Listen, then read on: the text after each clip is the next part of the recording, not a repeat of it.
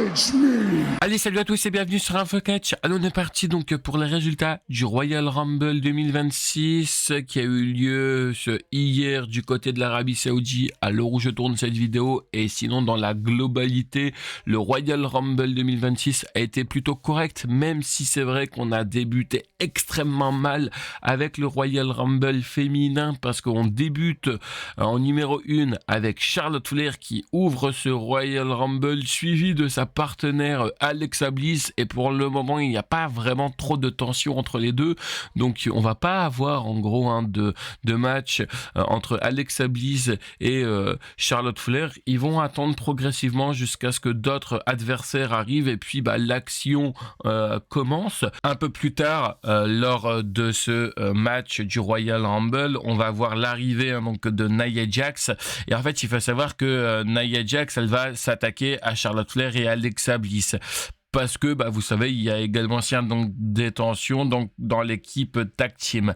Et en fait, ce qui va se passer, c'est qu'on va retrouver donc Nia Jax et Alexa Bliss au niveau du bord du ring, et en fait on a Charlotte Flair qui va vouloir aider sa partenaire Alexa Bliss qui est en train donc de se faire attaquer par Nia Jax, et en fait en gros elle va prendre de l'élan, et au moment où elle va vouloir pousser Nia Jax à l'extérieur du ring, Nia Jax était en train donc de tenir Alexa Bliss, et en fait en gros le fait que Charlotte Flair a poussé Nia Jax, ça a également aussi poussé Alexa Bliss, donc Charlotte Flair qui élimine certes Nia Jax mais qui élimine aussi sa partenaire. Autant vous dire qu'il y a un choc entre les deux, donc on verra bien en tout cas lors de ces prochaines semaines ce qu'il se passera. Moi, ma chouchoute dans ce Royal Rumble, celle que je voyais remporter le Royal Rumble mais qui ne sera malheureusement pas le cas, c'était Jordynne Grace. Après les nombreux face-à-face que nous avons eu entre Jordynne Grace et Jade Cargill lors de ces dernières semaines, bon, ça n'a pas été le cas malheureusement. Là où le drame arrive du côté de la WWE, c'est en numéro 25. En général, quand tu arrives pratiquement à la fin, c'est là où tu te dis, bon, on va avoir des surprises. Ouais, vous savez ce qu'on avait eu comme surprise? Nikki Bella en numéro 25. Et alors, certes, peut-être qu'il y en a parmi vous qui se disent oui, mais en Arabie Saoudite et tout. Même les Saoudiens, ils en avaient mais rien à foutre de Nikki Bella. Ils étaient tous sur leur téléphone. Elle n'a même pas été acclamée, rien du tout. Ils en avaient mais rien à foutre. Bon, tu te dis d'accord, ok, bon, il y a Nikki Bella, pas de souci. On continue encore jusqu'à arriver à la 29e où là on se disait tous, bon, forcément peut-être un retour de Bianca Belair, de Paige par exemple, ou de quelqu'un d'autre. Ouais, que Nini, on nous envoie qui en numéro 29? Sa sœur Brie Bella. Oh là là là là, mais comment tu veux faire un bon Royal Rumble avec ces deux-là? Même Brie Bella, elle a été plus ou moins acclamée que sa sœur. En fait, en gros, eux, la seule référence qu'ils avaient, c'était Daniel Bryan à l'époque quand il était arrivé avec ses Yes, Yes, Yes. Elle a juste été acclamée pour ça.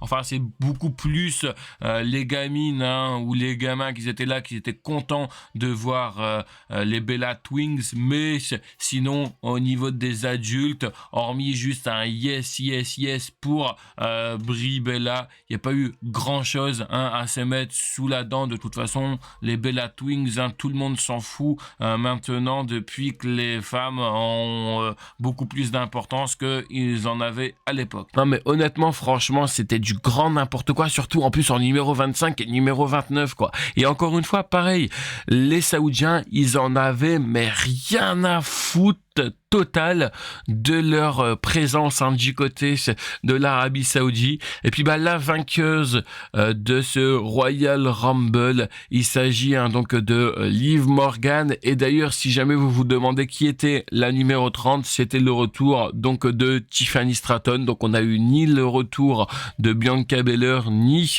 le retour de Paige qui aurait pu faire son retour, et même AJ Lee qui, pour moi, je pensais qu'elle allait faire minimum au moins une apparition du côté du Royal Rumble. Ça n'a pas été le cas, donc vous vous doutez bien que les pronostics ont été catastrophiques dans ce Royal Rumble féminin. Et ce qui est intéressant avec la victoire donc de Liv Morgan, c'est qu'on verra en tout cas qui est-ce qu'elle va aller choisir en championne, parce que normalement elle est du côté de Raw, donc elle va aller choisir la championne de Raw. Ça me paraît un peu plus logique qu'elle irait choisir la championne de SmackDown. On sait qu'en plus elles sont en rivalité, elle et sa meilleure amie Raquel Rodriguez, avec la championne de Raw qui est Stephanie Vainqueur. Donc est-ce que justement Liv Morgan ne va pas être un petit peu regardée de haut, être un petit peu également si jalousée de la part de Raquel Rodriguez qui lors de ces dernières semaines s'attaquait justement à Tiffany Stratton? Est-ce que le fait que là elle a gagné, est-ce qu'il va pas y avoir des tensions du côté du Jones Monday entre elle, Roxanne Perez, Raquel Rodriguez? C'est pas impossible. En tout cas, j'ai hâte de voir comment les prochaines semaines se déroulera pour Liv Morgan, et encore félicitations à Liv Morgan. Et allez, on est parti avec ce deuxième match de la soirée où là honnêtement il a remonté le niveau, où on a AJ Styles qui a fait face à Gunther, où je rappelle que une stipulation était que si AJ Styles perd son match, il va devoir prendre sa retraite. On a débattu et redébattu en disant que ce n'était pas possible que AJ Styles allait prendre sa retraite. Et ben j'ai le regret de vous annoncer que c'est bel et bien le cas. AJ Styles en début d'année 2026, il prend sa retraite, en plus au Royal Rumble, là où tout a commencé pour lui il y a un peu plus de 10 ans maintenant.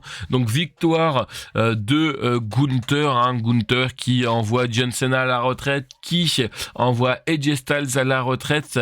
Par contre, il y a un segment qui était plutôt fort avec AJ Styles, c'est que à la fin, bon, il va se faire acclamer donc par les fans saoudiens. Il va vouloir poser ses gants, sauf que les fans saoudiens vont le faire non. Il va juste remettre ses gants et il va repartir en coulisses. Mais on n'a pas plus d'informations. En tout cas, tout ce que je peux vous dire, c'est qu'apparemment, il est bel et bien en retraite, donc il sera certainement dans le circuit indépendant.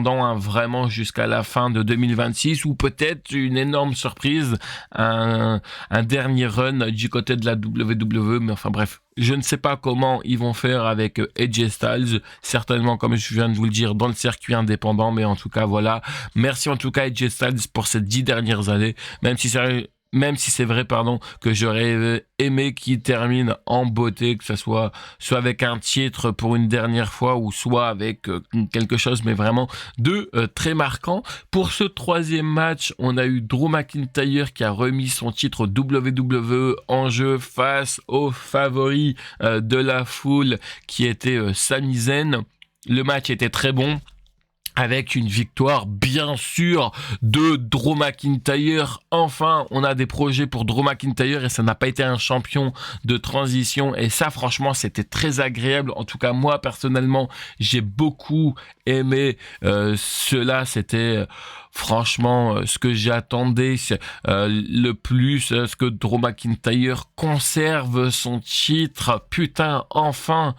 Et honnêtement maintenant on verra bien qui sera son prochain adversaire. Et on va conclure avec le main event de la soirée qui a été, vous le savez, le Royal Rumble masculin. Ça fait longtemps, en tout cas, qu'on a pu un Royal Rumble masculin aussi bon. En tout cas, j'ai pas le souvenir de quand est-ce qu'on en a eu un d'excellent. Ça doit remonter à très longtemps. Bref, on savait qui devait rentrer en numéro 1, parce que comme je vous l'ai dit lors de ma review de SmackDown, ils ont fait une connerie lors de l'entrée donc de Axiom, où ils ont mis entrée numéro 1 pour le Royal Rumble Braun Baker. Donc vous vous doutez bien que là, quand le numéro 1 devait rentrer, on se doutait qu'il allait avoir quelque chose, sauf que les réseaux sociaux ont été plus rapides que nous, et on nous a dit que le numéro 1, ça n'est pas du tout être Braun Baker et qu'il allait rentrer en numéro 2. Donc en numéro 1, quand on a vu que c'était un aussi des gros favoris de beaucoup de monde, que c'était Obafemi, on se doutait bien qu'en numéro 2, il allait se passer quelque chose pour Braun Baker, et c'est d'ailleurs ce qui s'est passé. Quand Braun Baker va arriver sur le ring pour s'en prendre à Obafemi, un homme masqué va venir lui coûter son Royal Rumble parce qu'il va l'attaquer. Donc Braun Baker qui va rien pouvoir faire. Cet homme masqué, beaucoup de noms circulent en rumeur. Moi, le premier nom qui m'est venu en tête, c'est Austin Theory, parce que il est venu en masqué du côté des Survivor Series. Donc c'est forcément lui. On se doute qu'il devrait être peut-être la top de Seth Rollins. Enfin bref, on sait qu'il y a beaucoup donc de rivalité entre Seth Rollins et justement Braun Baker. Donc à voir qui ça peut être également aussi Adam Pearce, qui en a marre de pas se faire aussi respecter lors de ces dernières semaines par The Vision, où il s'est fait aussi attaquer. Enfin bref, il y a beaucoup de suppositions sur cet homme masqué. D'ailleurs, n'hésitez pas à me dire qui est-ce que vous pensez que c'est. Et cet homme masqué va prendre Braun Baker, va le renvoyer sur le ring, et Obafemi a plus qu'à le pousser et le dégager à l'extérieur du ring. Et voilà, c'est terminé pour Braun Baker. Je suis dégoûté parce que c'était l'un de mes aussi gros favoris, et je pense que c'était le favori de beaucoup de monde. Soyons honnêtes, 5 minutes.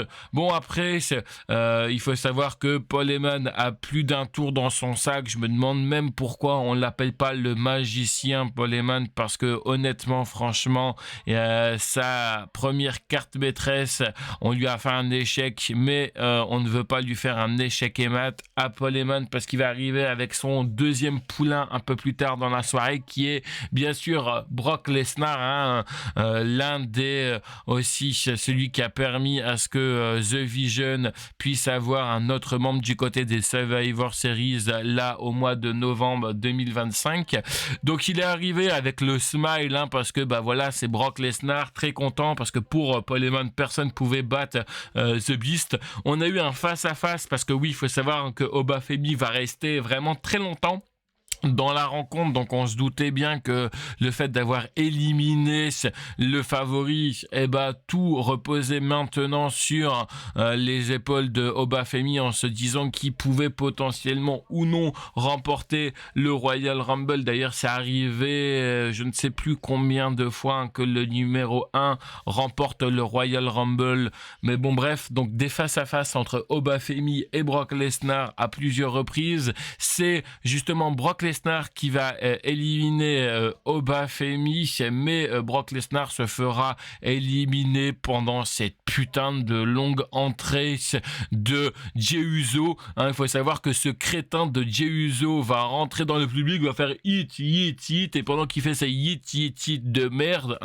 on a Brock Lesnar, en fait on n'a même pas fait attention au niveau des caméras, parce qu'ils étaient focalisés dans le public avec ce crétin de Jey Uso, et en fait c'est LA Knight et Cody Rhodes qui vont éliminer Brock Lesnar. Donc du coup vous vous doutez bien que ça n'a pas du tout plu à Paul Heyman. Donc pareil, on verra bien ce qu'il se passera. On aura également aussi un peu plus tôt, il y avait les débuts de Power Up Sub, un ancien de la AEW. Le mec se faisait apparemment squash, et il squashait aussi les gens, et donc il a un nouveau nom. Donc pareil, on verra bien ce que ça donnera, et j'ai hâte en tout cas de voir. Et puis le carré final, on aura dans ce carré final Roman Reigns, Logan Paul, Randy Orton et Gunther, qui parmi ces quatre-là remportera le Royal Rumble et filera directement du côté de WrestleMania 42. Il s'agit